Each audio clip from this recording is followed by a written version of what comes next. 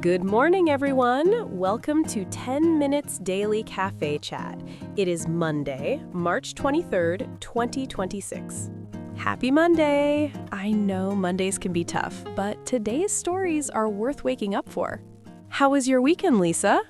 I tried one of those 7-minute workout apps. I lasted about 4 minutes, and now my legs are really sore. So about halfway through? Technically, yes, but I am counting it as progress. Anyway, what do we have today? 3 great stories. First, a luxury brand just dropped a charger that costs more than 3 laptops. A charger for $5,000? I need to hear this. Then, a ballerina who broke every barrier in her field and recently retired after 25 years.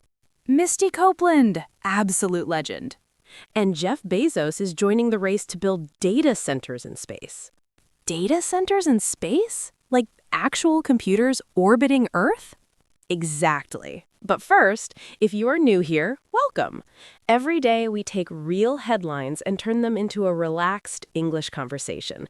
Great for listening practice and shadowing. Casual, fun, under 10 minutes. Subscribe and join us every day. Today's keyword is pioneer, someone who is the first to explore or develop something new.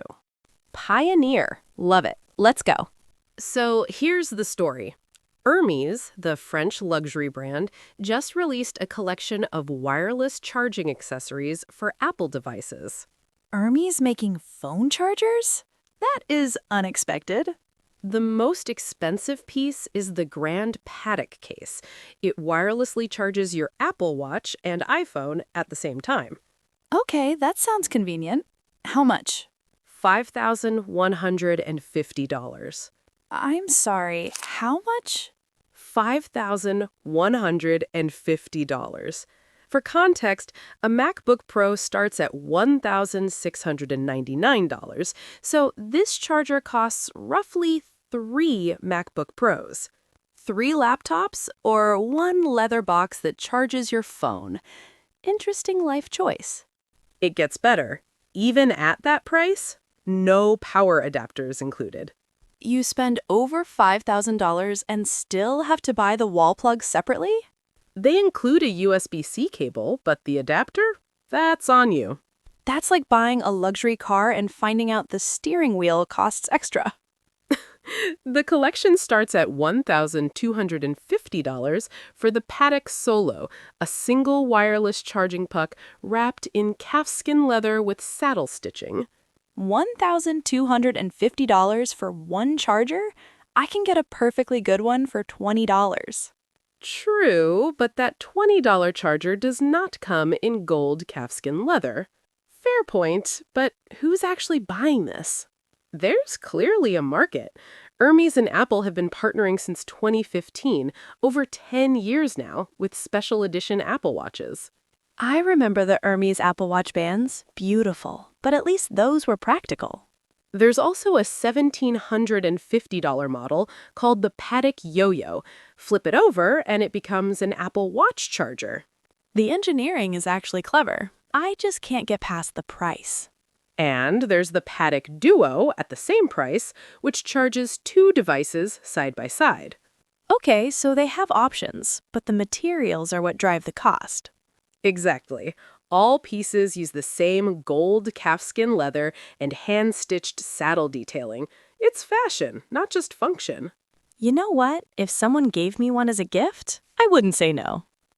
Same. What this really shows is how luxury brands are moving into tech accessories as a serious category. Next up, a really powerful story. Misty Copeland recently did a long interview about her career and retirement.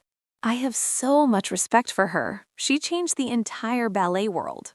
For those who do not know, she became the first Black female principal dancer at American Ballet Theater in 2015.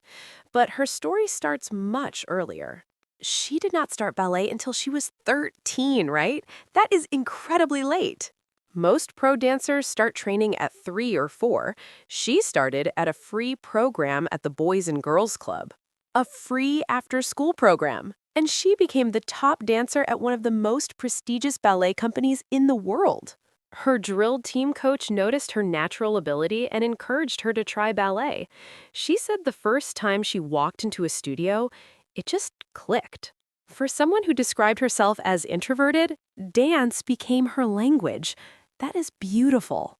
A career-defining moment was performing the lead in Stravinsky's The Firebird, first Black woman to dance that role at ABT. And the audience was filled with Black community members who came to see themselves represented on that stage. She had been visiting public schools, talking about diversity in the arts. Those same communities showed up for her at the Met that night. That gives me chills. 3,000 people, all there for her. In October 2025, she performed her farewell at Lincoln Center. She chose Romeo and Juliet with Calvin Royal III, the first Black leads in ABT history. What a meaningful way to close a career. She performed through a hip injury and had replacement surgery 2 months later. She said she wanted to be the architect of her own exit. Going out on your own terms. I love that. But here's what stayed with me. For 25 years, she had to pancake her point shoes, manually painting them to match her skin tone because they only came in pink. 25 years of painting her own shoes. That is heartbreaking. The first time she wore shoes that matched her skin without painting them was her very last show. Her very last show after a quarter century. She also made a surprise appearance at the 98th Academy Awards recently, so even in retirement, she keeps showing up. Once a pioneer, always a pioneer. Last story. More and more companies are looking to space for computing power. Now, Jeff Bezos is jumping in. Bezos, too? Who else is doing this? SpaceX filed for up to 1 million satellites, and a company called StarCloud, backed by NVIDIA, filed for 88,000. Now, Blue Origin has filed with the FCC for Project Sunrise, a constellation of 61,800 satellites designed as orbital data centers. 61,800 satellites? Just for data centers? And they are all targeting the same orbits? Polar orbits between 97 and 104 degrees. These are called sun-synchronous orbits. What makes those special? The satellites stay in nearly permanent sunlight year-round, no Earth shadow, free, constant solar power. Solar-powered data centers that never go dark.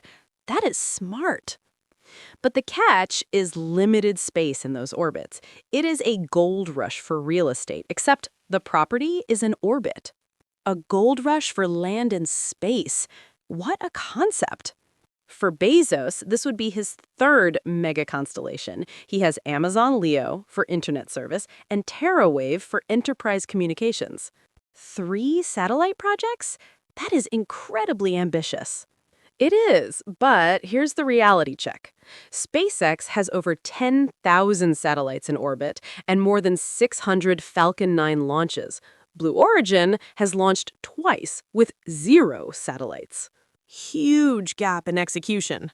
And the FCC chairman recently criticized Amazon for filing petitions against SpaceX while being behind on its own deployment deadlines. Fair criticism.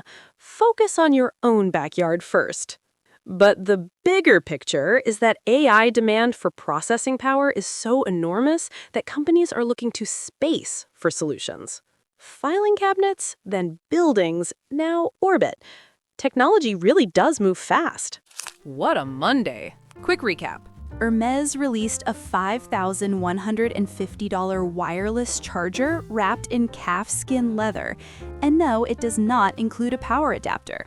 Misty Copeland reflected on 25 years of breaking barriers at ABT, from a free after-school program to the biggest stage in ballet. And Jeff Bezos joined the space data center race with Project Sunrise, 61,800 satellites to compute in orbit. Today's question for listeners: if money were no object, what is the most ridiculous luxury item you would buy? A private island. But honestly, maybe a $5,000 charger, if it comes with an adapter. Good answer. Tell us yours in the comments. In any language or even just an emoji, we love hearing from you. Thank you for starting your Monday with us. It means a lot. If you enjoyed this, please subscribe and hit the notification bell.